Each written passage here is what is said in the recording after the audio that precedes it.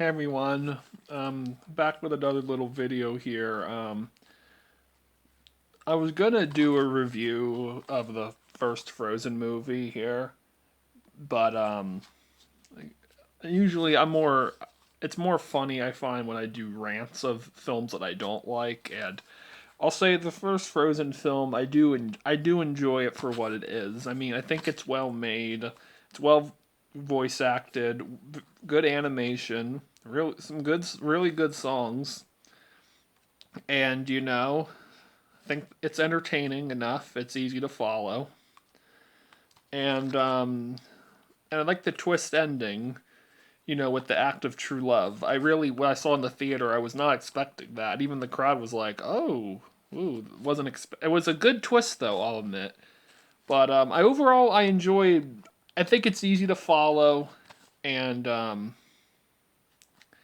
it has some funny bits, some touching bits, and I think it's. I just think it's a well done film. You know, Unfortunately, I can't say the same. This is gonna sound unpopular. I don't know unpopular opinion because I know quite a few people didn't like it either. I know critically it wasn't as well received either, or audience well received, but I'm sorry, I did not care for Frozen 2. I'm just gonna state that there.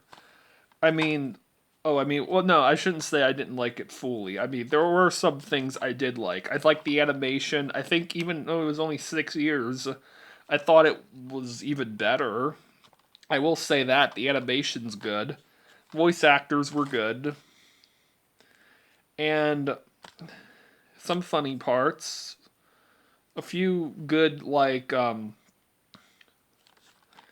few good touching scenes also that I wasn't expecting, like the scene with the grandfather when you find out he was killed the native guy. I mean, that was a dark moment, and I was like, oh, I wasn't expecting that. But that's one of I'm gonna say it there. That's one of the problems I had with the movie. I'm like, the whole plot, with the natives, that could have been explored better than it was. The biggest problem I have with this movie. They tried to be more, I think, complex than the first movie, and it just, in my opinion, it was not executed well at all. I mean, I don't mind complex stories if they're well done or if they're engaging. Like I know I've seen a few, but I'm not gonna list them right. That's another video for another time, maybe. But I don't know. I found this very confusing, way too overly complex and convoluted. And I know they were maybe one of the reasons. I'm not trying to bash the writers, but I think there was even more writers on this film. I'm gonna look up. Hold on here.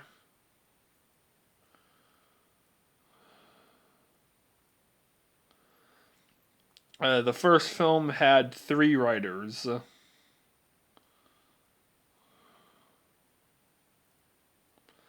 The second film had 5 writers. It was the same directors, I think. The same 2 directors. Yeah, I mean, I don't know if that played a role in it or not, but I don't know. I mean, it felt like this was just it felt like a bunch of ideas thrown together and they didn't stick well together at all. I mean, the whole thing with the spirits and the whole spirit thing was just way too confusing. And I mean, the one scene, like I said, when you signed the grandfather was a killer of the native, that could have been handled better than it was. I mean, had it would have been dark. It would have been dark. It would have been very intense, I think. But if had they focused just on that aspect of the natives with their persecution by the grandfather, It would have. I felt it would have been more like a conflicting. There would have been more of a conflict with conflict in the film. I think had it just focused on that, maybe a little bit of the spirits too, but I think they focused way too much on the spirit aspect and the whole dam aspect. I'm sorry, but I don't know if I'm missing something, but I did not care for that aspect. I thought it was also way too confusing. I know some people didn't like the scene, when the dam. Spoiler if you haven't seen it. When the dam gets destroyed, Arundel's going to get flooded, but Elsa stops it. I don't like the nostalgia critic really didn't like that because he said they were spared the consequences. I mean, I get that. I get that. Yeah, it kind of does absolve them, but I don't know if they were the same people that were around back in the day when their grandfather did what he did. So I get why she decided it was right to spare because they maybe were innocent people living there now. So I get it. I am conflicted on that. I will say, but yeah. I mean, I guarantee you. Comment below if you agree. I'm sure when kids saw this, I saw this in the theater too last.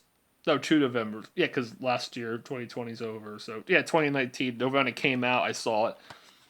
I remember just it was kind of real slow moving even at times, and probably a lot of kids. I remember it just had like a sense in the theater like kids and stuff. Parents probably did not even understand what was going on, and I guarantee you, there's a lot of kids that did. A lot of the young kids were so confused by what happened in this film.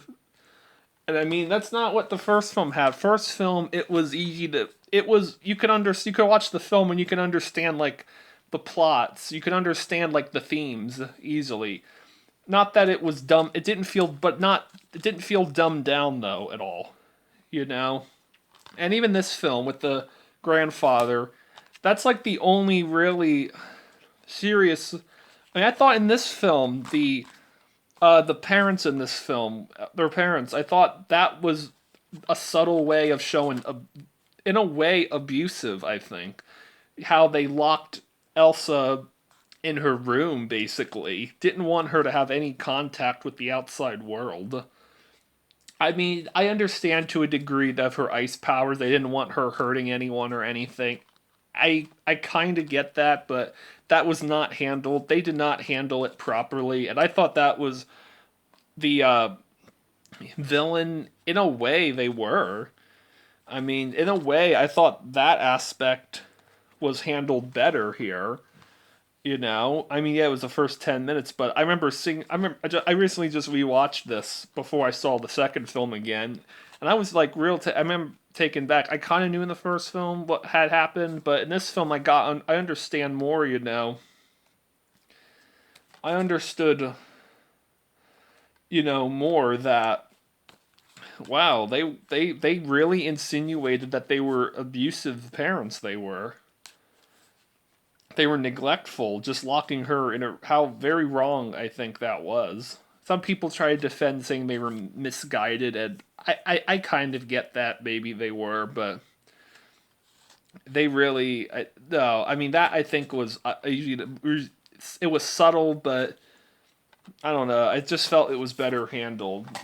But like I said in this one, with the grandfather, it was that brief moment, and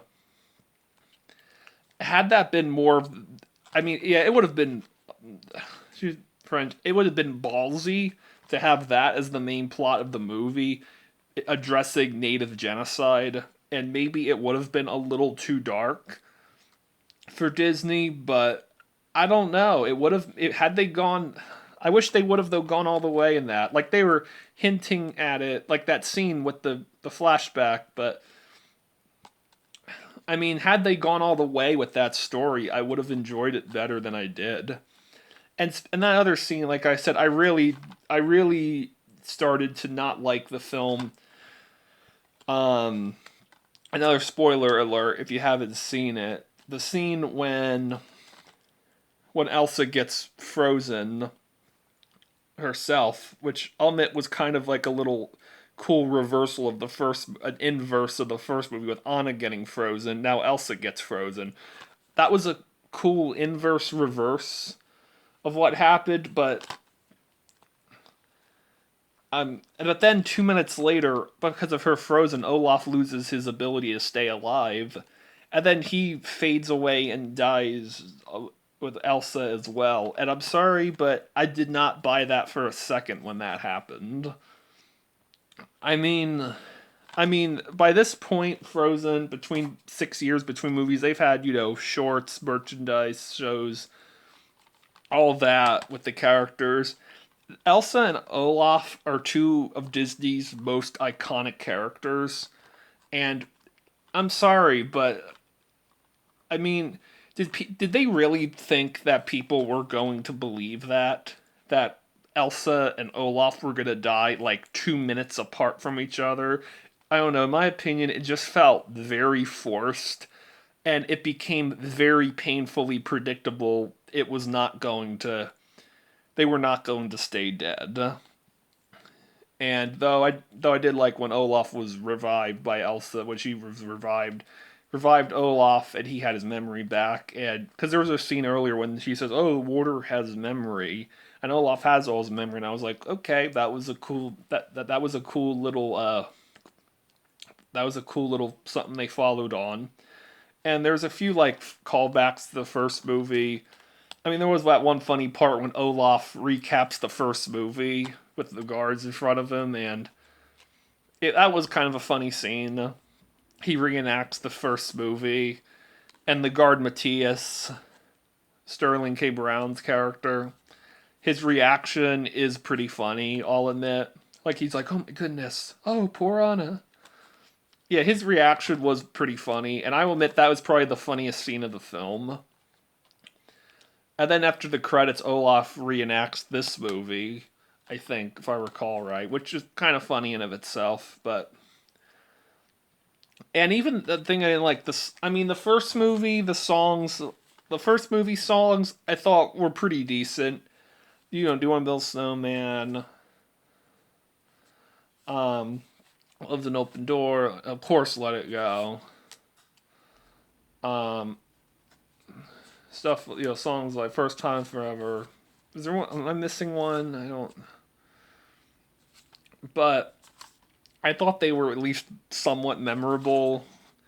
Not like this movie, I'm sorry, but I thought the songs were pretty forgettable and very unremarkable and very disappointing.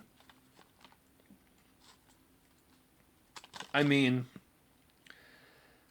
I can appreciate the first film songs for what they were. They have good beats, some good lyrics. This one, some of the beats are okay in this film too, but the lyrics just are not very anything memorable at all. I mean, the first song, I forget even the song they first sang in the movie. That's how forgettable I found it. Kristoff's song, the 80s callback, was kind of funny, but the lyrics I felt were not anything big either. Elsa's song, Show Yourself, I didn't think was anything all that. Good beat, an okay chorus, but I didn't think anything. And Anna's song, some people really like it for how dark and serious it got. It's okay. Especially, I did find the lyric, will nothing ever be the same again, more fitting for, the situation now with the world. That stuck with me the most.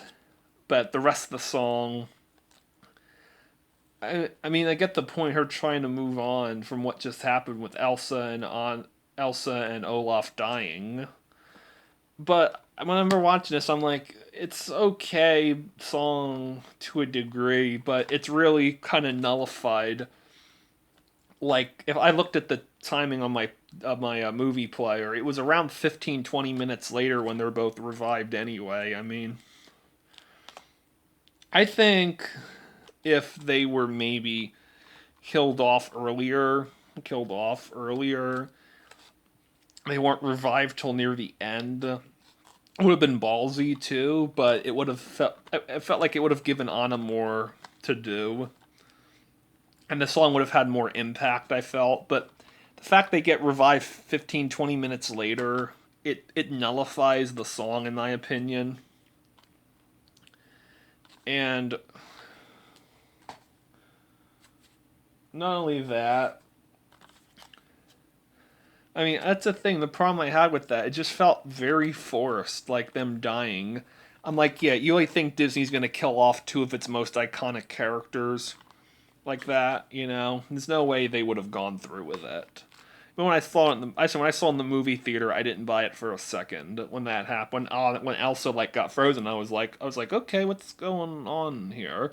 But then when Olaf died, faded 2 minutes later, I'm like, okay, this is pretty painfully predictable now and very forced.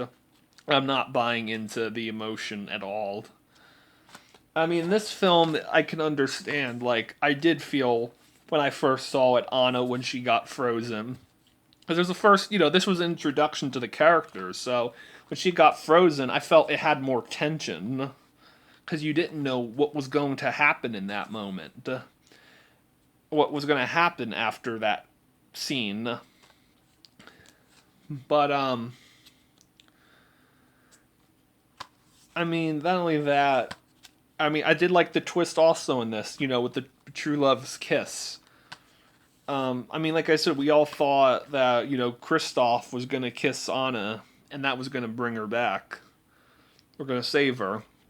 But when Elsa hugged her, and that brought her back, I remember I was like, wow, that was a surprising twist that worked. I mean, I thought that was well done, and I appreciated the end. I appreciated that. I mean, that was.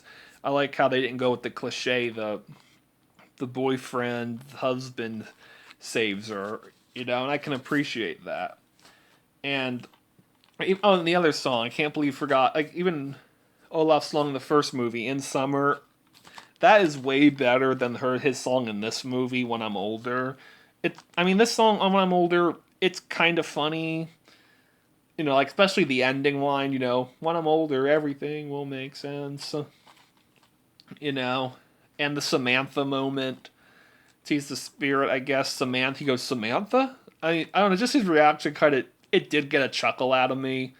And it got a laugh out of us in the theater, I remember. The crowd I was with. And even the line, but then you have like a kind of a juvenile line, do you know turtles can breathe through their butts? I'm not a fan of that. It just felt very out of, I don't know, maybe I'm alone in this, but I felt that line was very out of place. I mean, if you want to talk about little crass humor, I mean, the first movie when the giant throws him and he's apart and he says, "Watch out for my butt," I mean, that I felt was funnier for some. That felt was funnier, just because of the scene. But I don't know. I mean, here I kind of agree with people. Olaf was a little more annoying here. I think was way oversaturated, and I don't know. I didn't think he was too bad, but I can get where people are coming from. In the first movie, he didn't feel overdone, not in my opinion, at least. But the songs in this film, like I said, they're just very forgettable. I mean, the best song in the movie, I think, was "Into the Unknown," which was probably the Hallmark song from Let It Go from the first film. And like I said, there were some decent callbacks, like when she's going through that arena and she sees herself singing the song, which was kind of funny. And Kristoff's flashback in the first film, but I mean, that is the way problem. It felt like they flashed back way too many times. Some people felt, I think, reading that they flashed back too many times, and I get that too, but I'm not sure. I mean, I guess that's a matter of perspective. But yeah, the best song in the movie is definitely "Into the Unknown." I mean, it's a good song, the most memorable I think in the film. Especially the version song. I mean, the first film had by Demi Lovato, which was pretty good. But this one, I will admit, I did like Panic at the Disco performing it because maybe just because I'm biased because I do like Panic at the Disco. They're one of my favorite bands. I've always liked them since their early days, since their debut album in 2005, over 15 years ago. The 2005 debut album, "Fever You Can't Sweat Out," and their albums after. The first song I heard them was, "I Constantly Thank God for Esteban." and I Write Sins Not Tragedies. Songs that got him big, I believe. But here, I did like the voice, Brendan's voice. His singing here, I will admit, is pretty awesome.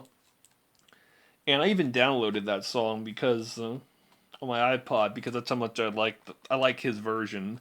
But like I said, maybe I'm biased because I am just a fan of of the group. So you know, it's like Merrill. Even his version, I like the rock version. It's like more rock, which was pretty good.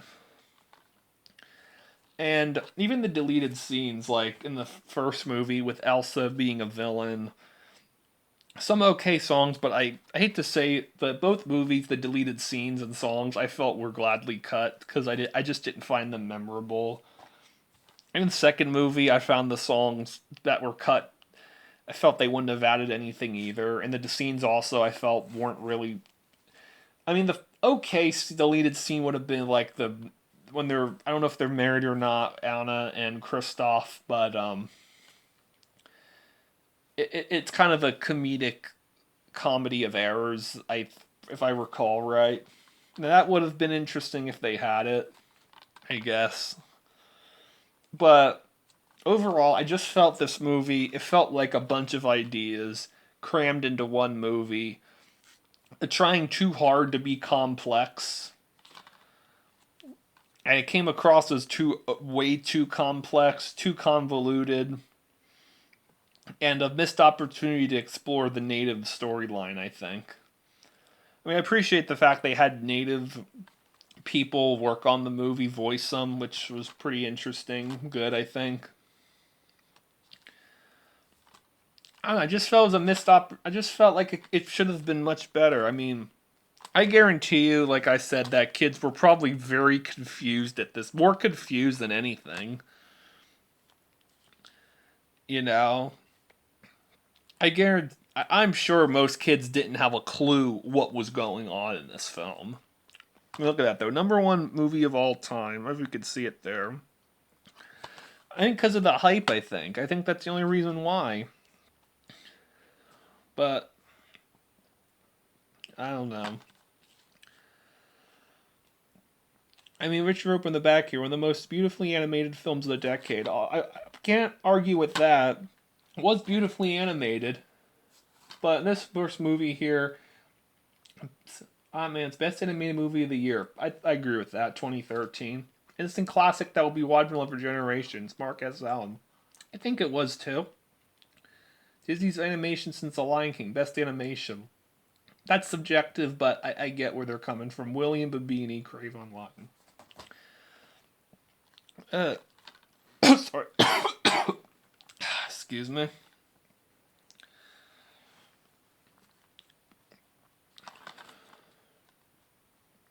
And I would, I mean, I wish we would have got to see what happened to Hans. I mean, they kind of hinted at it in one of those shorts, but I wouldn't have wanted to see him as a villain again. It would have been a lazy rehash. But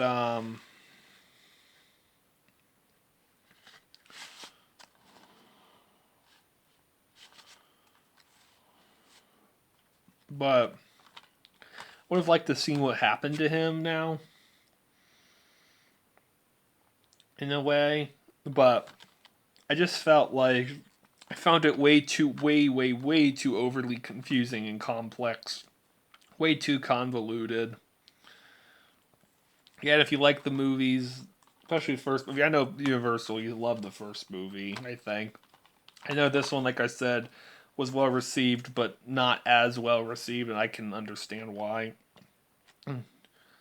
But I don't know. It's a matter of perspective, but I just felt I felt disappointing. I just felt very disappointing by it. It's not the worst Disney sequel, not the worst sequel I've seen, but just more of a letdown, I think. I've been talking so long. I call him.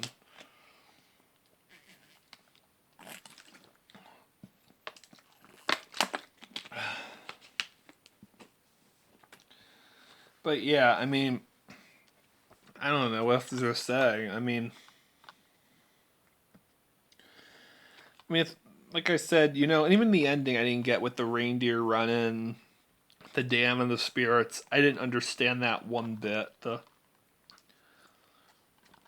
Like I said, I can't. I didn't understand. A lot of people didn't understand. I see online were confused by it. And imagine, like I said, imagine most little children. Most children when they saw this, I'm sure they were confused out of their minds. Maybe comment below if you think so. Share your thoughts. Do you agree? Disagree? I'm kind of out of things to say. I think. Oh, I did like this shot with Elsa. She has her hair down. That was a cool shot. I don't think I saw her with their hair down like that ever, but I don't know. That's all I gotta say, guys. Yeah, catch you later. Bye.